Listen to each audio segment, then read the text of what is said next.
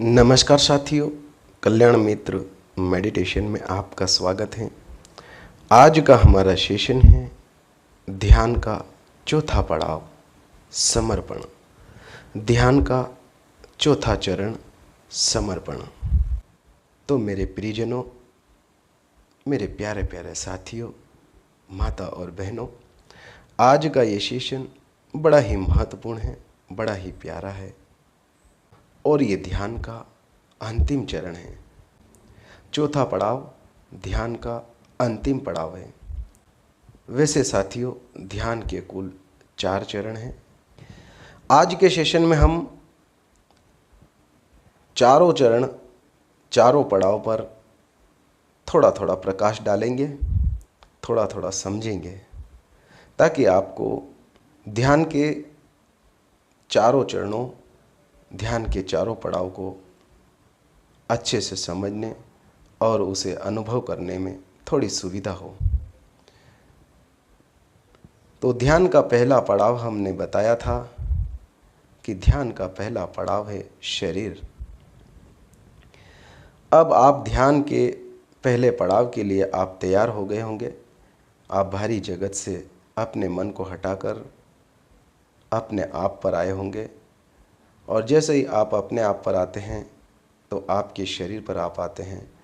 और जब आप शरीर के प्रति अच्छे से सजग हो जाते हैं, शरीर के प्रति आप जागृत हो जाते हैं, शरीर के प्रति आप सजग होने लगते हैं, आपका हर कार्य, यहाँ तक कि आपका सोना भी होशपूर्ण होने लगे, तो आप समझना कि आप पहले पड़ाव को पार कर चुके हैं।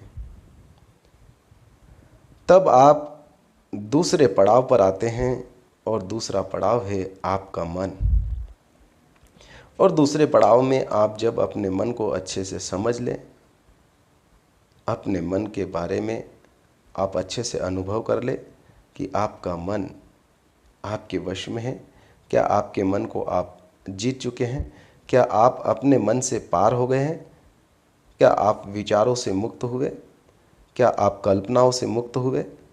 आप विषय, वासना और सपने, भावनाएं, इन सब चीज़ों से अगर मुक्त हो गए हो, आप निर्विचार और शून्य की दशा में पहुंच गए हो, तो आप समझना कि आप दूसरे पड़ाव को भी पार कर चुके, आप दूसरे चरण में भी पास हो गए। तब आप तीसरे चरण में आते हैं, तब आप तीसरे पड़ाव पर आते हैं। आप तीसरे पड़ाव में अहोभाव। अहोभाव का अर्थ है जो जैसा है उसे वैसा देखना। कोई कल्पना नहीं, कोई विचार नहीं, न कोई अपनी मर्जी, न कोई मांगना है, न कोई आपकी इच्छा है। आप जैसे हैं, जो आपके भीतर है, आपका असल स्वरूप, आपकी चेतना का अस्तित्व, उस परम सत्य की बूंद, उस अनंत प्रकाश का दिया जो आपके भीतर है, आप उसे अनुभव कर ले, उसे अच्छे से साक्षात्कार कर ले। जब आप ये जान ले कि मैं कौन हूँ, और आप अपने आप को जान ले, अपने आप को महसूस कर ले, अनुभव कर ले, स्वयं का साक्षात्कार कर ले, आत्म साक्षात्कार, आत्म ज्ञान हो जाए कि मैं एक ऊर्जा हूँ, मैं एक शक्ति हूँ, मैं उस अनंत का अंश हूँ, मैं ही पूर्ण हूँ, मैं ब्रह्म हूँ, अहम ब्रह्मास्मि। जब आपके भीतर ये घटना घट जाए, जब आपके भीतर सोई हुई चेतना जागृत हो जाए, आपके भीतर वो दिया जल उठे और उसे आप अच्छे से अनुभव कर चुके हो, तो आप ये समझना कि आपका तीसरा पड़ाव, आपका तीसरा चरण, ध्यान का तीसरा चरण आपने पार कर लिया। आपने स्वयं को जान लिया और उस परम सत्य को अनुभव कर लिया।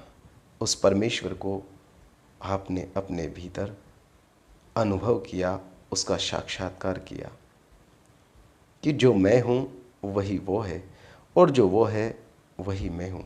ना वो अलग है, ना तुम अलग हो।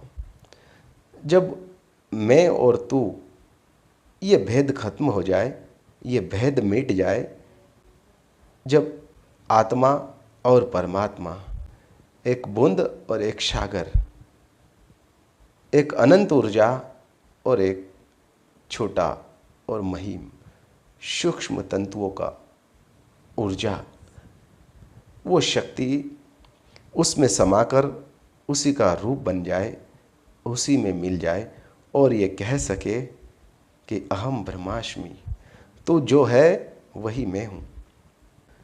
तब आप तीसरे पड़ाव को पार करते हैं, तब आप ध्यान के तीसरे चरण को भी पार कर जाते हो। अब यहाँ अंतिम चरण, चौथा पड़ाव, ध्यान का अंतिम चरण, जिसे चौथा पड़ाव, चौथा चरण कहते हैं। अब चौथे चरण में, चौथे पड़ाव में आप अपनी ओर से 3 कदम चल चुके हैं।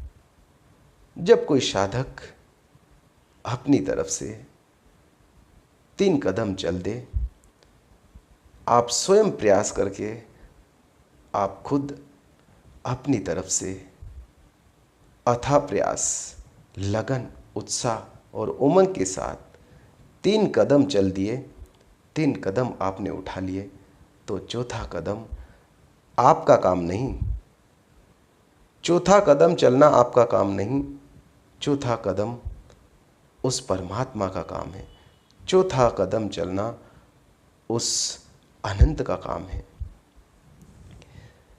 अब आप चौथे चरण में कुछ करते नहीं, आपको कुछ करना नहीं। अब आप उसकी कृपा के पात्र हो गए, अब आप उसकी दया के, उसकी मेहर के पात्र हो गए। आप उसके बनाए हुए नियमों में, उसकी बनाई हुई विधि, उसके कानून में, जो उसकी बनाई हुई परीक्षा हैं, जो आपके भीतर परमात्मा और आपकी चेतना, आत्मा और परमात्मा के बीच जो अलग अलग पर्दे हैं, वो आप ही के भीतर है। आत्मा भी आपके भीतर है, परमात्मा भी आपके भीतर है, परंतु आत्मा और परमात्मा के बीच कुछ कदमों का फासला है। 3 कदम, 3 पड़ाव के बाद जब आप 3 पर्दे को पार करते हैं, एक के बाद एक पड़ाव आप पार कर जाते हैं, आप अपनी ओर से निरंतर प्रयास करते हैं और अपने ही भीतर उन 3 पर्दों को पार कर जाते हैं, 3 पड़ाव को पार करते हैं, तो चौथा चरण, चौथा पड़ाव, अब वो आपका काम नहीं। अब चौथे पड़ाव पर आप नहीं चल सकते, चौथा चरण आप नहीं चल सकते, वहाँ आपका कोई काम नहीं। वहाँ आप शांत, निर्विचार और बिना किसी भावना के, बिना किसी उद्देश्य, बिना किसी लालच, कोई उद्देश्य नहीं, कोई लालच नहीं, कोई भाव नहीं, कुछ नहीं, सिर्फ आप अब उसकी कृपा के पात्र हैं। आप उसकी मेहर का इंतज़ार करें, आप कुछ भी ना करें, चौथे पड़ाव में आप बैठे, आप उसकी मेहर का इंतज़ार करें कब उसकी नज़र आप पर पड़ जाती है और कब आप धन्य हो जाते हैं। जब आप उसके भीतर, उस परम सत्य के भीतर, उस अनंत ऊर्जा में लवलीन हो जाते हैं, उसी का स्वरूप बन जाते हैं, तब अंतिम पड़ाव आता है, जो तेरी मर्जी, जो तू चाहे, तेरी मेहर, तेरी कृपा, जो तू करे सो मेरी मर्जी। मेरी कोई मर्जी नहीं, मेरी कोई इच्छा नहीं, मैं कुछ चाहता नहीं, ना कोई लालसा है, ना कोई इच्छा है। जब आप अंतिम पड़ाव पर जाते हैं तो उस अनंत की महक, उस परम सत्य की झलक, उसके कदमों की आहट और उसके मिलने की जो ललक है, जो प्यास है, जो उमंग आपके भीतर जागी है, जो प्यास आपके भीतर जागी है, वो प्यास जो वर्षों से आपके भीतर जगी हुई थी, जो वर्षों से आप प्यासे थे, वो प्यास जो वर्षों की आपके भीतर वो तड़प लगी थी, वो आग लगी थी, जब वो एक बूंद, उसकी प्रकाश की एक झलक, उसके आने के कदमों की आहट, जब वो आपको धीमी धीमी महीम वो आपके सामने, उसी में जब समाने के बाद वो जब अपनी कृपा, अपनी मेहर आपके ऊपर करता है, तो आपके सारे सवाल, आपके सारे जवाब, आपकी सारी इच्छाएं, आपके सारे प्रश्न, सारे इशू, सब कुछ शून्य हो जाते हैं, सब कुछ गौण हो जाते हैं, लुप्त हो जाते हैं। आप कुछ मांगने की दशा में नहीं होते हैं, आप कुछ कहने की दशा में नहीं होते हैं। आप उस समय बिल्कुल टकटकी लगाए मौन की दशा में, शून्य की दशा में, निर्विचार की दशा में केवल आप हो, केवल भाव है। सिर्फ ये अनुग्रह हुआ, सिर्फ आपके भीतर ये है कि मैं उसका अंश हूँ, उसी में सागर में मिलकर मैं उसका स्वरूप बन गया। आज मुझे पता चला कि असल में उस परम सत्य का ही अंश हूँ। और उसके मिलने पर, उसके मिल जाने के बाद तब आप ये कहते हैं, मैं तेरी शरण हूँ, मैं शरणागत हूँ, मैं समर्पण करता हूँ, मैं तेरी कदमों में हूँ, मैं तेरी शरणों में हूँ, मैं समर्पण करता हूँ। जो तेरी मर्जी, जो तू करे, जैसा रखे, जो कुछ मेरे लिए उचित हो, जो भी करना हो। मैं नहीं जानता, मैं दीनजार, मैं अज्ञानी, मैं मूर्ख, मैं अल्पमत, मैं अल्प बुद्धि वाला हूँ। मुझ में कोई ज्ञान नहीं, मुझ में कोई शक्ति नहीं, कोई सामर्थ्य नहीं, मुझे कुछ दिखता नहीं, ना कुछ सुनता, मुझे कुछ भी पता नहीं, मैं कुछ जानता भी नहीं। तू जो चाहे, जैसी तेरी मर्जी, मैं तेरी शरण हूँ। ध्यान का अंतिम चरण है समर्पण। समर्पण, यहाँ आकर साधक अपने आप को समर्पित करता है, अपने आप को अर्पण कर देता है। अब समर्पित होने के बाद आप न आप रहते हो, न आपके कुछ अपने विचार, इच्छाएं, सपने, सब कुछ आपके नहीं होते। जब आप चौथे चरण पर जाते हैं तो आपको कुछ करने की ज़रूरत नहीं है। अब आप उस योग्य हो गए, आप उस कृपा के पात्र हो गए, अब आप उसकी परीक्षा में पास हो गए। अब सारा काम उसका है। अब आपका वो लाड़ लड़ाता है, आपको फूलों की सहज में सुलाता है। आपको कोई कष्ट ना हो, आपको कोई समस्या ना हो, आपको कोई परेशानी ना हो, हर तरह से आपका वो ख्याल करता है। आपकी हर एक उस आवश्यकता का वो ख्याल करता है। आपको अपनी हथेली पे उठाता है वो,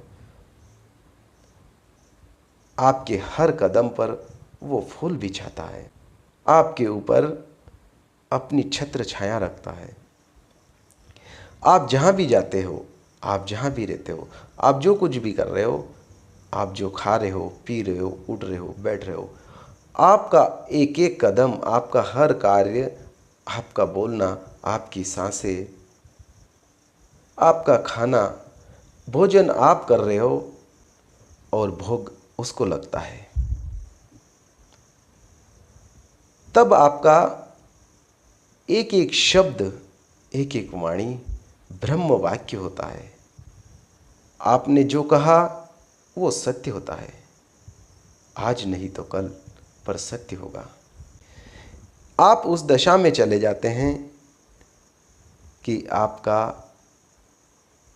हर कार्य उसकी पूजा हो जाती है। आपका हर एक वचन, आपके एक एक शब्द अमृत बरसते हैं। आपके एक एक शब्द शास्त्र बन जाते हैं। आपकी बताई हुई हर विधि उसका विधान बन जाती है। आपको फिर यहाँ आने के बाद ध्यान की आवश्यकता नहीं। यहाँ आने के बाद आपको ध्यान की ज़रूरत नहीं। अब ध्यान की कोई ज़रूरत नहीं। आप यहाँ हर परीक्षा को पास कर चुके। आप यहाँ हर क्लास पास हो गए। आप सभी परीक्षा को पार कर गए। आप सभी परीक्षा में उत्तीर्ण हो गए। आप सब परीक्षाएं पास कर गए। अब आपके लिए कोई परीक्षा नहीं। अब चौथे चरण में आप गए तो यहाँ आने के बाद आपको फिर से पहली दूसरी में नहीं आना होता है। आपको फिर से उस चीज़ की ज़रूरत नहीं।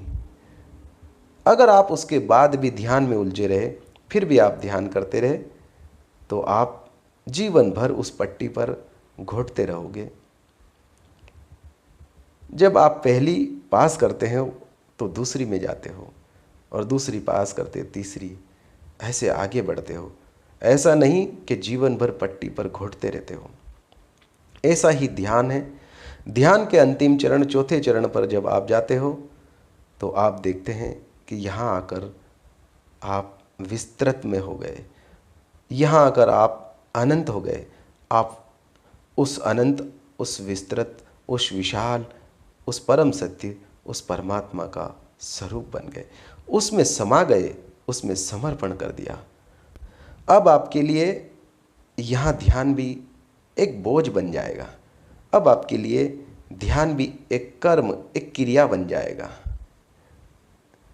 उसके बाद ध्यान भी शून्य हो जाता है। अब आपको ध्यान की ज़रूरत नहीं। अगर उसके बाद भी ध्यान करते हैं तो ध्यान भी एक बोझ बन जाता है। फिर आप वापस किसी कर्म, किसी क्रिया, या वापस उस बंधन, उसी चीज़ में उलझ जाते हो। यहाँ आने के बाद आपकी हर एक सांस, आपकी हर सांस ध्यान में ही रहती है। आपका हर एक कदम ध्यान में ही उठता है। आपके एक एक शब्द ध्यान होता है। आपके एक एक वाक्य धर्म शास्त्र बनते हैं। यहाँ आपके लिए सारे मुहूर्त, सारे शास्त्र आप में होते हैं। सारी विधियाँ आपके बाद होती है, आपके पीछे होती है। सर्वोच्च, सर्वश्रेष्ठ, सर्वशक्तिमान अहम ब्रह्मास्मि। अब तुम ब्रह्म हो, अनंत हो, विशाल हो। जो तेरी मर्जी, जो हो रहा है सब तेरी मर्जी, जो होगा वो भी तेरी मर्जी। ना कोई खुशी, ना कोई गम, ना कोई मान सम्मान अपमान, कुछ नहीं, सब बराबर। जिसके पास जो होता वही तुम्हें देगा। ये आपके भाव होते हैं। जिसने जो दिया वो उसका था, उसके पास जो था वो उसने दिया, और आप उसे स्वीकार करते हैं। अगर किसी के पास अमृत है तो वो अमृत बांटता है। किसी के पास जहर है वो जहर बांटता है। कोई गुणी है तो गुण बांटता है। ज्ञानी है, ज्ञान बांटता है। जो जिसके पास वो तुम्हें देगा। तुम्हारा कर्म है उसे स्वीकार करना। विरोध नहीं, अपमान नहीं, तिरस्कार नहीं। जो भी आता है उसे अपना लेने का, उसे उस परम सत्य, उस परमात्मा की मर्जी समझकर स्वीकार करने का। कि धन्य भाग मेरे हे मालिक, जो मेरे लायक था वो मिला, जो तूने दिया तेरा शुक्रिया धन्यवाद। ये भाव हर जीव में अब वो दिखता है जो आपने अनुभव किया, जिसका साक्षात्कार किया अपने भीतर। वो अब इस विशाल प्रकृति में, इस जगत में, इस विश्व में, संपूर्ण ब्रह्मांड में, हर कण में, हर जरे में, हर जीव में अब वो दिखता है। तब आप समय के साथ चलते हो, तब आप मानव समाज और विश्व जगत के कल्याण की कामना करते हो। तब आप उसी समय से चौथे चरण के बाद आप एक व्यक्ति नहीं, किसी परिवार का अंश नहीं, किसी का बेटा नहीं, किसी का माँ नहीं, किसी का बाप नहीं। तब आप प्रकृति और उस अनंत का एक स्वरूप, एक रूप होते हो। तब आप इस जगत के हित में, मानव कल्याण के हित में, प्रकृति के हित में काम करते हो, प्रकृति के लिए जीते हो, मानव कल्याण के उत्थान के लिए, समाज के सुधार के लिए। अपने विचार, अपने संस्कार, अपना ज्ञान, अपनी बुद्धि और यहाँ तक कि अपना शरीर, सब कुछ जन कल्याण में लगाते हो। तब आप उस परमात्मा का काम करते हो, तब आप उस प्रकृति का काम करते हो। तब वो प्रकृति तुम्हें अपनी शक्ति देती है। वो प्रकृति, वो परमेश्वर तुम्हें उस काम के लिए चुनता है। तुम्हारी हर प्रकार से वो मदद करता है, वो शक्ति देता है, तुम्हारे संग संग रहता है और तुम्हें निरंतर हर पल, हर घड़ी और आगे और आगे, दुनिया के हर देश विदेश, हर समाज, हर धर्म, सभी के ऊपर आप प्रकाश डालते हो, सभी की कुरीतियों को दूर करने का प्रयास करते हो, मानव समाज को सत्य का मार्ग दिखाते हो और अपने कर्म, धर्म और अपने ज्ञान, अपने वचनों से, अपने शब्दों से मानव कल्याण को मार्गदर्शन देते हो। अब जीवंत है, शरीर है, जब तक यहाँ है तब तक प्रकृति का काम करते हो, अंत में उसी का स्वरूप बन जाते हो, उसी में समा जाते हो। जीते जी भी समा गए, उसी का स्वरूप हो, पर मरने के बाद शरीर से छूटकर उस अनंत में विलीन हो जाते हो। यही चौथे चरण का सार है, यही चौथे पड़ाव का सार है, यही अमृत है और इसी को पीने के लिए मानव जीवन मिला है। तो मेरे साथियों, मेरे प्रियजनों, मेरी माता और बहनों, जीते जी स्वयं को जान लेना, अपने भीतर का दिया जला लेना, अपने आप को जाने बिगर इस दुनिया से विदा मत होना। तो मेरे साथियों, आज का सेशन आपने बड़े ही ध्यानपूर्वक सुना, उसके लिए आपका बहुत बहुत धन्यवाद।